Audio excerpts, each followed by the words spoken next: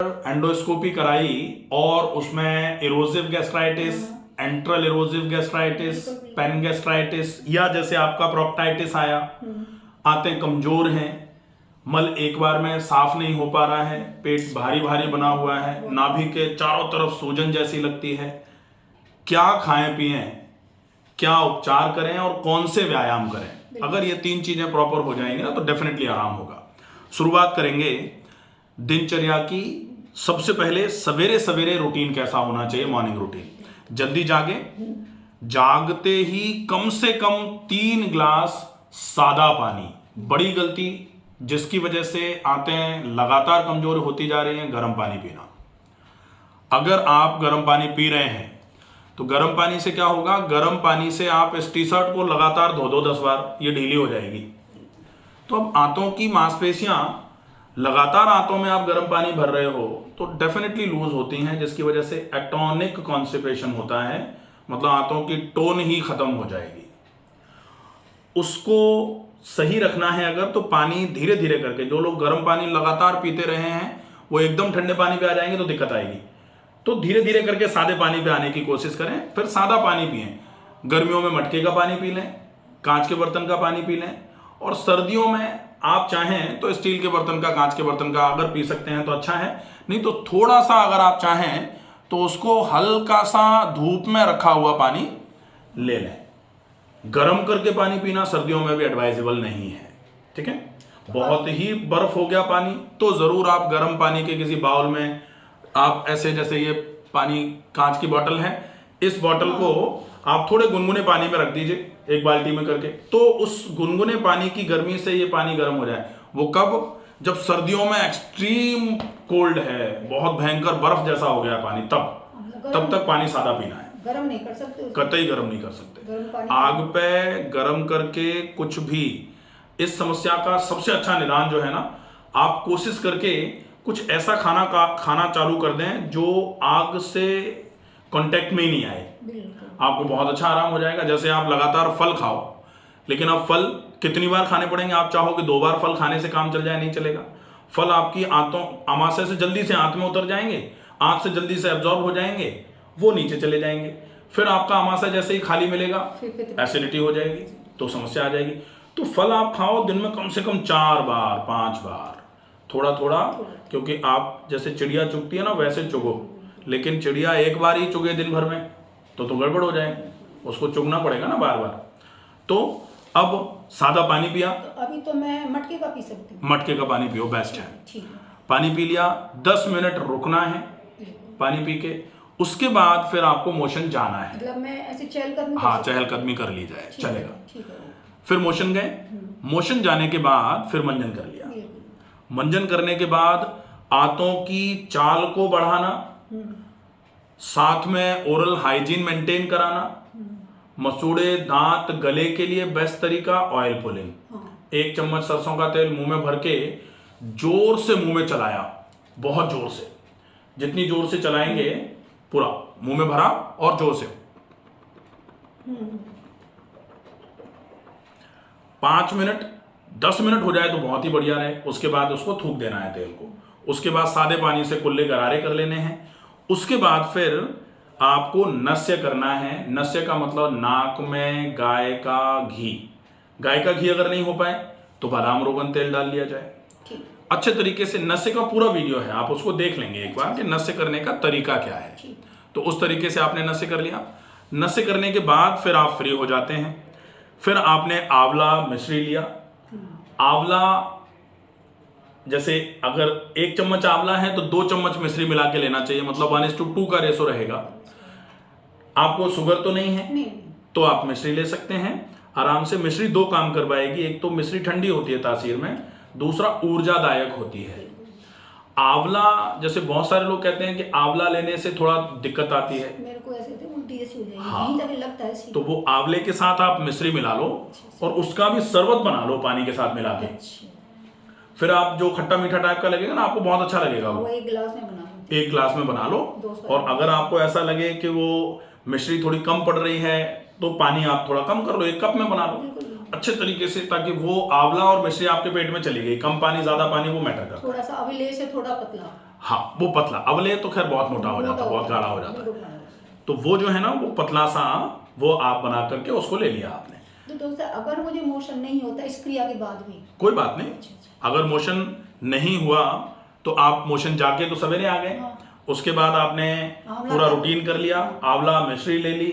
आंवला मिश्री के बाद भी अगर नहीं हो रहा है चिंता नहीं करनी है, आज नहीं होगा कल होगा परसों होगा, क्योंकि अपन प्रॉब्लम की जड़ को खत्म करने का काम कर रहे हैं। जड़ जैसे आज जड़ काटो ना तो पत्ते आज नहीं सूखते हैं, लेकिन सूखेंगे ये कंफर्म हो जाता है, हाँ? तो जड़ अपन काट लेंगे। मतलब कितनी देर बाद, अगर प्यास लगे तो कितनी देर बाद पानी पीना? 15 मिनट के बाद पानी पी सकते हो, कोई दिक्कत नहीं। और इनफैक्ट आधे घंटे के बाद प्यास नहीं लगे तो भी पानी पीना है, पानी पीना है, ताकि आंतों में पानी अब जाए ना, तो अब वो जो कचरा आंवला छुटाएगा ना आंतों में से, वो पूरा निकालना है। इसको करने के बाद व्यायाम करना है।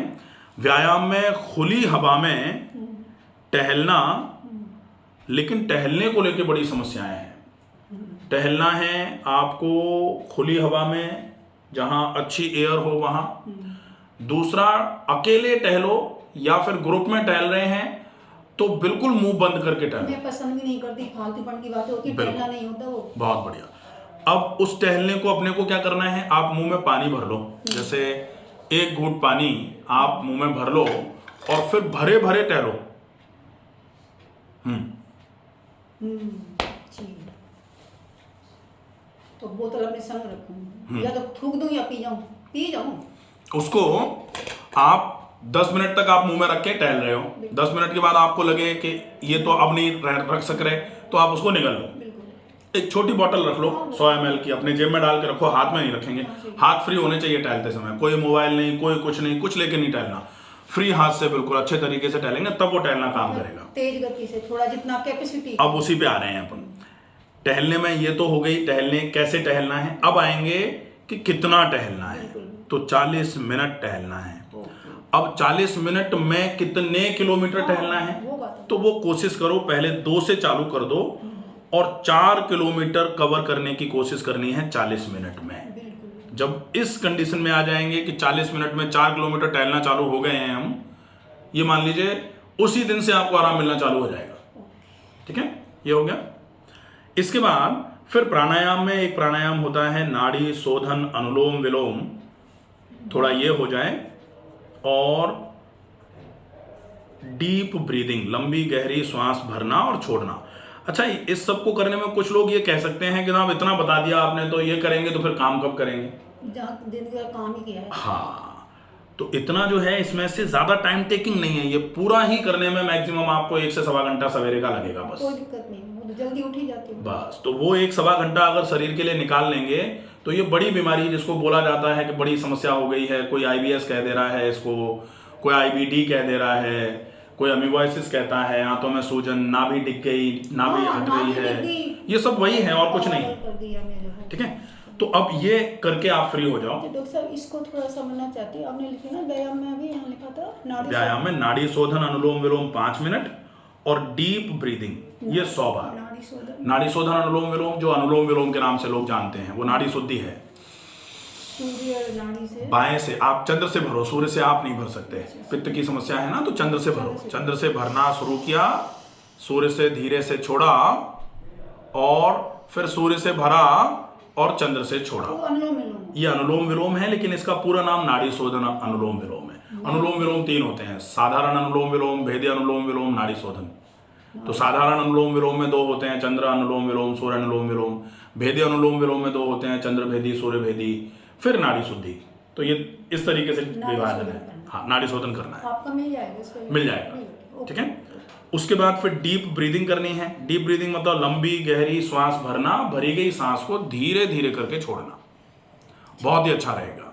ठीक है, भस्त्रिका जैसे, लेकिन धीरे धीरे करना है, तेज नहीं करना है। ठीक है, अब खाने पीने का रूटीन, मतलब मुझे व्यायाम सिर्फ 2 ही करने हैं। हाँ, बस एक टहलना, 2 प्राणायाम।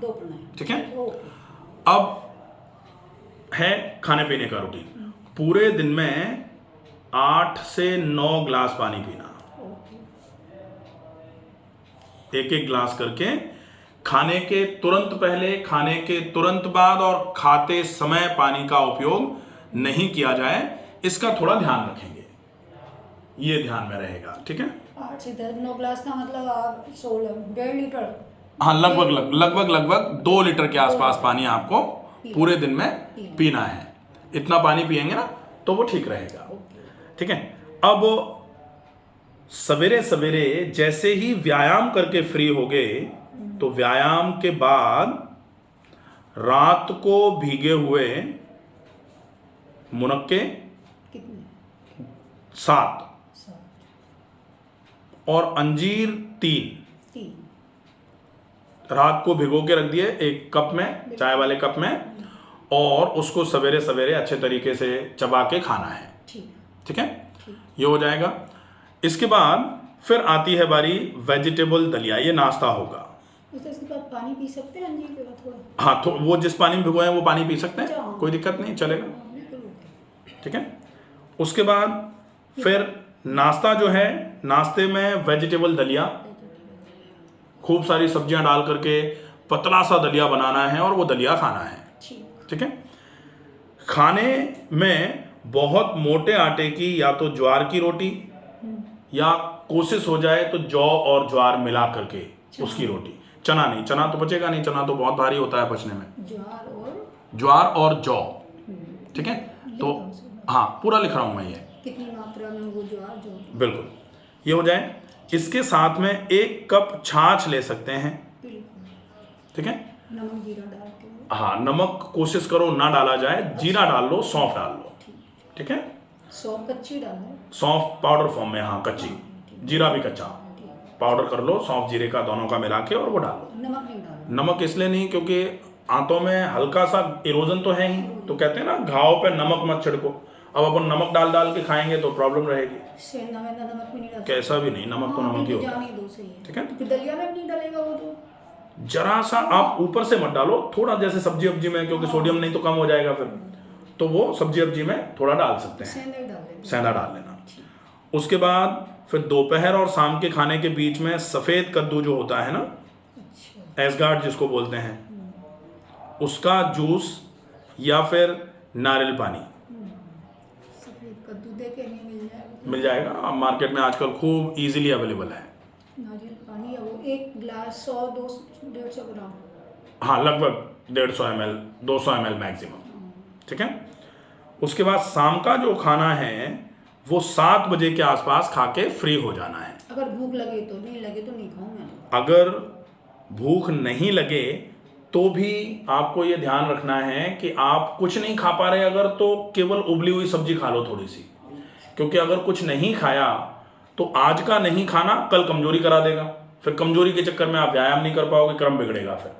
ठीक है। कुछ ना कुछ खाना है। बिल्कुल। रात को सोने के पहले सौंफ और पानी ले लिया जाए, सौंफ का पाउडर और पानी मिला करके, इसमें चाहे तो आधा चम्मच मिश्री भी मिला लो। अच्छा। बढ़िया रहेगा। ठीक है।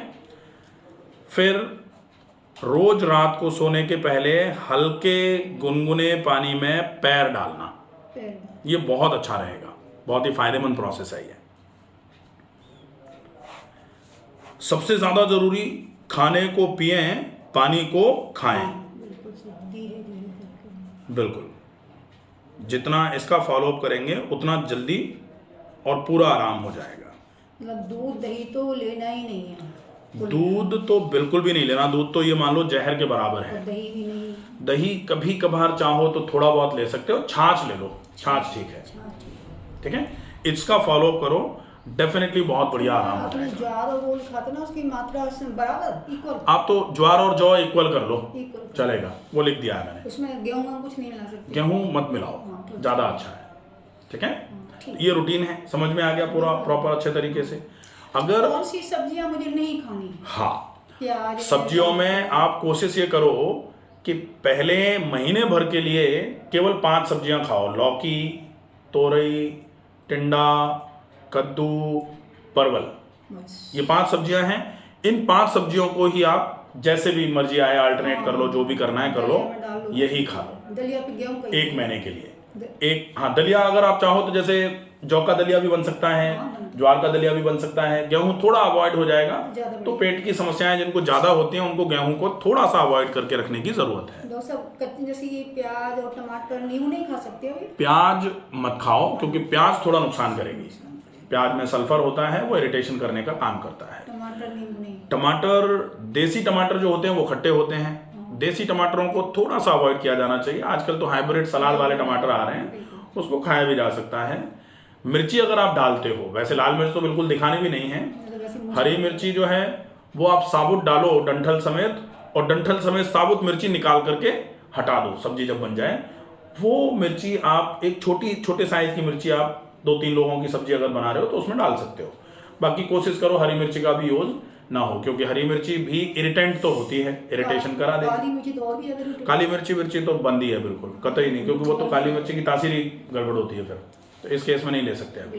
ठीक है, तो ये है, इसका फॉलो करो। फल जो नहीं खा सकते, फलों में आप जो खा सकते हो वो थोड़ा पपीता अगर अच्छा है तो खाने के साथ थोड़ा पपीता खा लिया, वो खाने को गलाने का काम करवा लेगा। डॉक्टर साहब मेरा तो फेवरेट है, लेकिन वो क्या आजकल गर्मियों का पपीता केमिकल का पका हुआ आ रहा है, वो बिल्कुल भी इतना स्वाद है। अब तो ये स्थिति है कि अगर अपन इस पर जाते हैं तो फिर वो बहुत ही बदल जाता है, फिर कुछ नहीं खा सकते। कोशिश ये करो कि थोड़ा ढंग का कहीं से मिल जाए अगर, तो थोड़ा, जैसे हम यहाँ पपीता हमेशा देते हैं, खाने के साथ थोड़ा पपीता खिला देते हैं, तो खाने के पचने में वो पपीता हेल्प करता है। पपीते में पेपेन नाम का एक एंजाइम होता है जो काफी इफेक्टिव है, बढ़िया है। खाने के साथ थोड़ा सा अमरूद खाया जा सकता है। अमरूद तो अभी आता भी नहीं वैसे।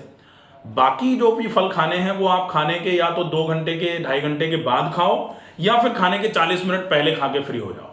पहले खा रहे हो तो जल्दी खा सकते हो, मतलब 40 मिनट पहले खा सकते हो। खाने के बाद तो जब तक खाना पचना चालू नहीं होता तब तक आपको फल नहीं खाने चाहिए, तो 2-2.5 घंटे के बाद ही खा सकते हो फिर, ये ध्यान रखना। फिलहाल तो फल तो सर डॉक्टर साहब ये आ रहे हैं कि जब पपीता तो फिर रेसेंट है, अब कुछ समय में तरबूज चालू हो जाएगा, तरबूज, बेल चालू हो जाएगा, तो आपके लिए बेल और तरबूज दोनों चीजें काफी इफेक्टिव है। खरबूजा नहीं खा सकते, चीकू भी नहीं खा सकते। चीकू खा सकते हैं, अच्छा, चीकू चले। संतरा अगर खट्टा होगा तो वो नुकसान करेगा, मीठा हुआ तो खा सकते हैं, थोड़ा बहुत चलेगा। ठीक है, तो ये चीजें हैं, इनका प्रॉपर तरीके से फॉलोअप होगा। डेफिनेटली एसिडिटी की प्रॉब्लम या आंतों में सूजन या फिर नाभि का बार बार डिगना बिगना जो भी बोला जाता है ना, वो सारा बिल्कुल बढ़िया तरीके से ठीक हो समझ में नहीं आया कि कोई कहते हैं नाभि डिगती है, कोई कहता है नाभि डिगती नहीं है। और मेरी प्रॉब्लम यही धड़कन होती है। डिगती तो है, लेकिन नाभि डिगी हुई को खींच करके ठीक करने से आपकी समस्या ठीक हो जाएगी, वो ठीक नहीं है। वो है ही नहीं, मैंने करवा लिया, कुछ नहीं होता। कितना भी करवा लेना वो तो नहीं हो। नाभि का मेरा वीडियो है पूरा, नाभि एग्जैक्टली होती क्या है वो आप समझ लेंगे। नाभि का मतलब क्या होता है, जब बच्चा गर्भ में होता है तो माँ के यूट्रस से एक नाल निकल करके यहाँ नाभि नाल पे अटैच हो जाती है, जिसको अम्बिलिकल कॉर्ड बोलते हैं, वही तो नाभि पे अटैच होती है। अब वो अटैच होती है तो वहां से पूरा का पूरा न्यूट्रिशन जा रहा होता है, क्योंकि लिम्फेटिक सर्कुलेशन है वो। लोगों को लगता है कि ये कुछ और ही है, लिम्फेटिक सर्कुलेशन, सेकंड हार्ट भी बोला जाता है इसको। जैसे यहाँ धक धक होता है वैसे यहाँ धक धक होता है। मेरे वो यहाँ नहीं होती, यहाँ होती वो है। ऊपर चढ़ गई, ये रही ना। वो इसलिए क्योंकि आंतों में नीचे सूजन आई, आंतों की सूजन ने धक्का मार के उसको ऊपर कर दिया। अब आप उसको खींच के नीचे ले आओ, सूजन फिर से ऊपर कर देगी। आप जितनी बार उसको जगह पे ले आओगे सूजन उसको बार बार ऊपर ले जाती रहेगी। बिल्कुल बढ़िया हो जाएगा, कोई दिक्कत नहीं है। ठीक है, बहुत बहुत थैंक यू आपके लिए।